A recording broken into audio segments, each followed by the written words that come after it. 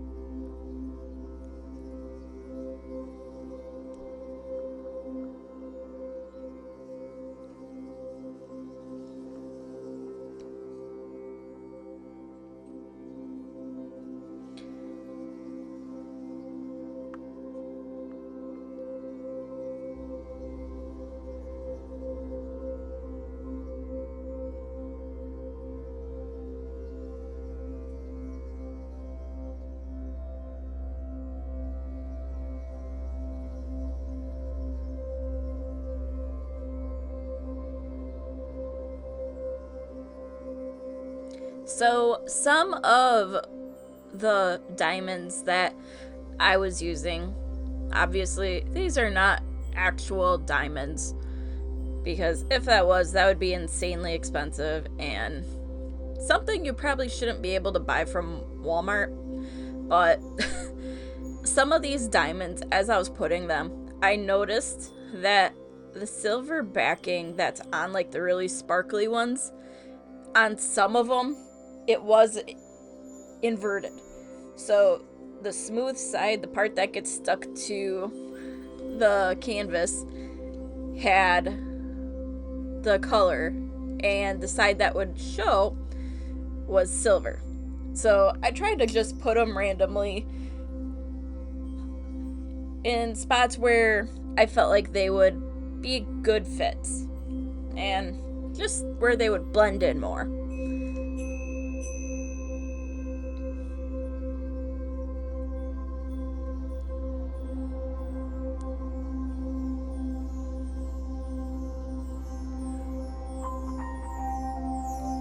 And I will just say that As I am recording the audio for this, my back is just hurting, knowing how much my back was hurting from doing this the other day when I actually finished recording this video. So, I remember to stretch and stuff like that whenever you do stuff like this, because it can take a while and it can take a toll on you.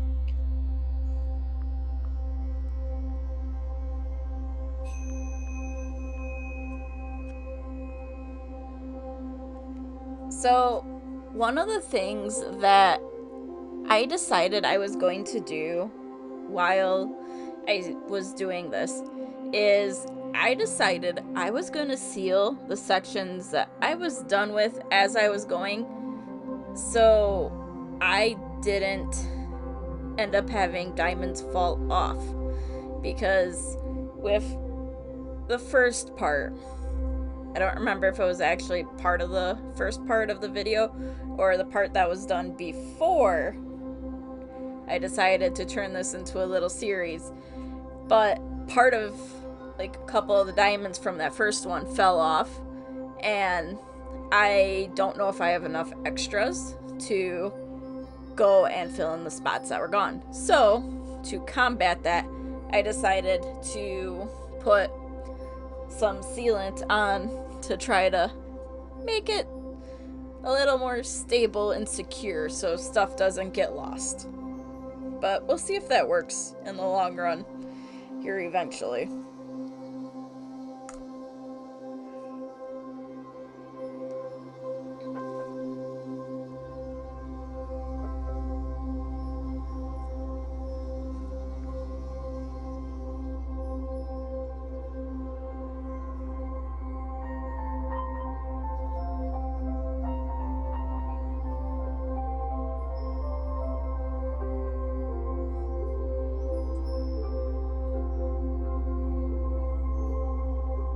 I did toy around a little bit in this part with using the stamper to do multiple of one color at a time, and it kind of worked, but I didn't feel like I had the control with it like I had wanted, so I went back to going by hand, doing each individual one instead of getting a bunch together and just stamping them on quick and easily. Sometimes you gotta do things the hard way.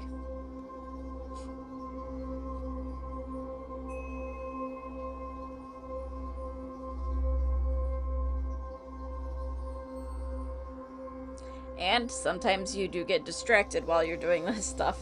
I can say that has happened quite a bit.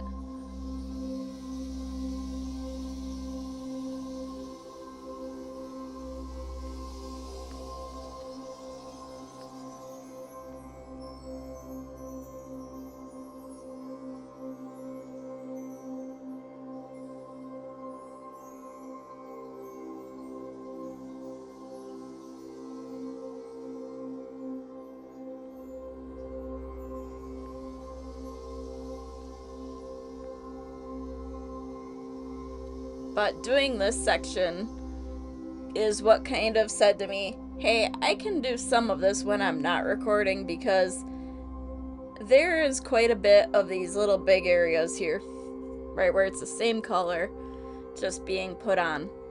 I don't need to record every single second of that.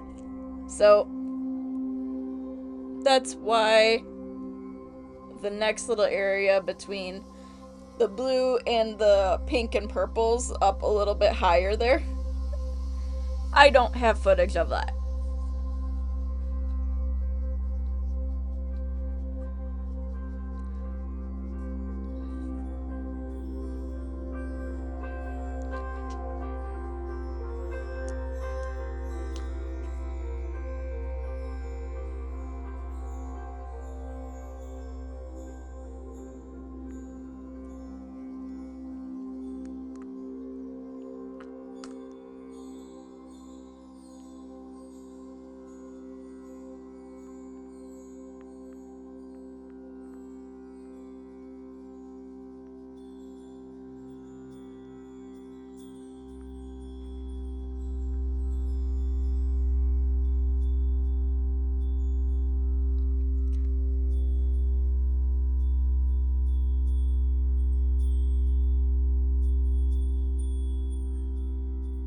So here we are up to the bottom part of the top half of this canvas.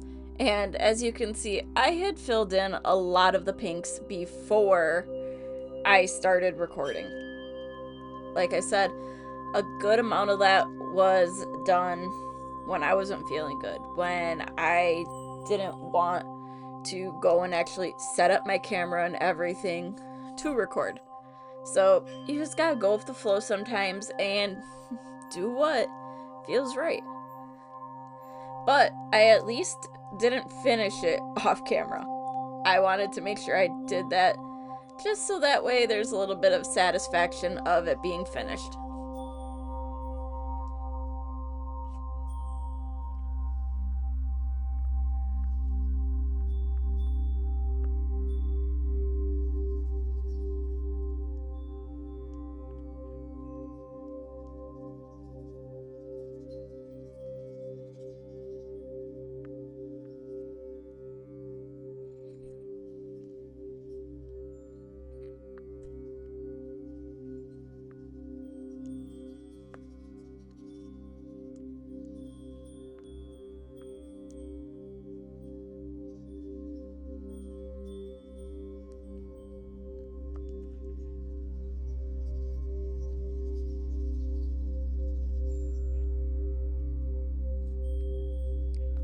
Also, while I was working on this, I noticed some of the colors for my diamonds were missing. And it involved me having to search my office for them because some of the stuff that happened back in August required things to get moved around, and I am hoping I found them all, which I believe I did. But now it's making sure they go back to where they belong and where I will be able to find them for the remaining 3 parts of this series.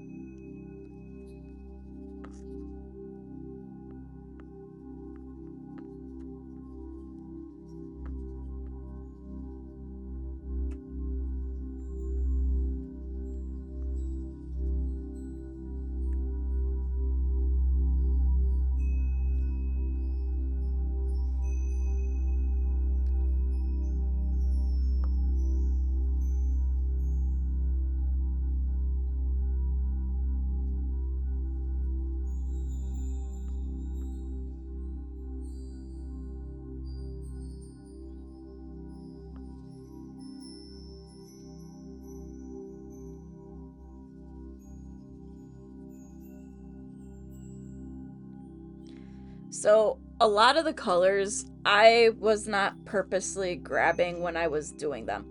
I was grabbing the colors completely at random because I want to just go with the flow. I was, however, avoiding all of the sparkly ones that actually looked like diamonds because those can wait. I can do those at the end and make it very satisfying once they are all in and taking up the spots that they are supposed to.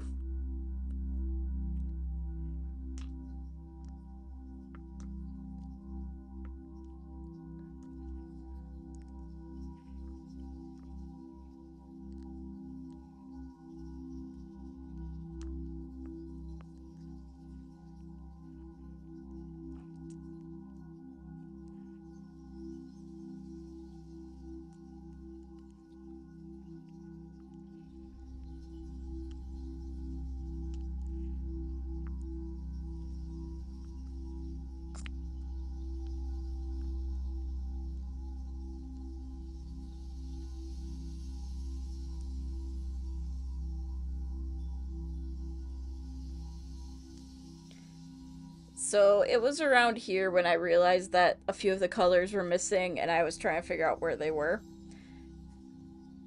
Yeah, someone had put them on my bookshelf where they definitely did not belong.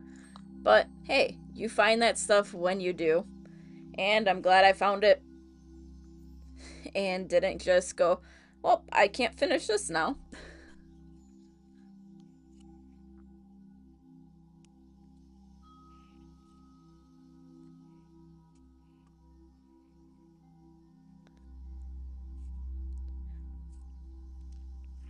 But in all, this portion of this diamond painting was a lot of fun to do. And it was actually really relaxing. Relaxing, but painful to do. Because this does strain your back depending on how you're working on it. Like, I recommend putting your diamond painting on an easel if you have that capability, because then it's at least at an angle and you're not hunching over. So, thank you for watching, and until next time, I am Umbrenero. Bye!